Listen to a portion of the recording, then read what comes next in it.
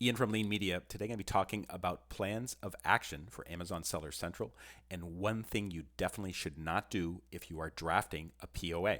If this video helps, please take a moment to like it and follow me. Let's get started. This is a POA that another seller wrote and shared on the Amazon Seller Central discussion forums.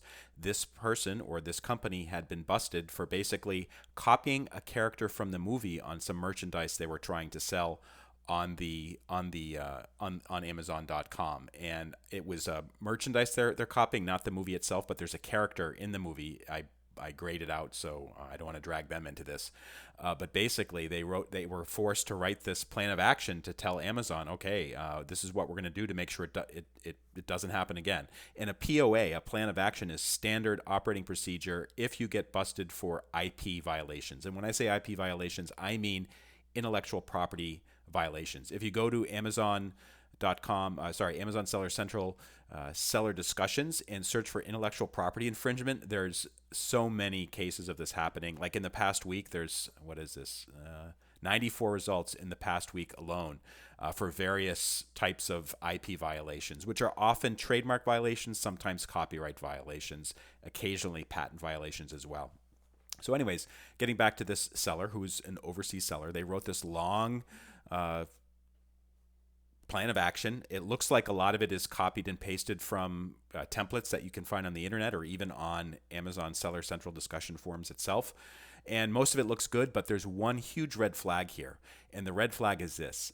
The very first bullet point that is placed in the POA, it says, "My staff was negligent in uploading a listing." And this may seem innocuous and innocent. However, it is a huge red flag to Amazon. Some Amazon staffers who are responsible for reviewing POAs, they may just look at this and stop reading right there. And the reason is because the seller is blaming my staff. They're blaming someone else for the problem. This is such a common occurrence for people who are trying to skirt the rules or pull a fast one on Amazon, or basically steal other people's IP. It's never their fault. It's always somebody else's fault. It's always the staff's fault for creating this listing that contained a trademarked or copyright term and is violating Amazon's terms of service as well as U.S. trademark law. So if you are writing a POA, don't say my staff was negligent. Say I was negligent or we were negligent. Make sure it's clear that you are part of the problem, you recognize the problem, and you're taking steps to solve the problem so it never ever happens again. And indeed, this particular person, for all of the other bullet points, you can see it always says, I made this mistake by accident.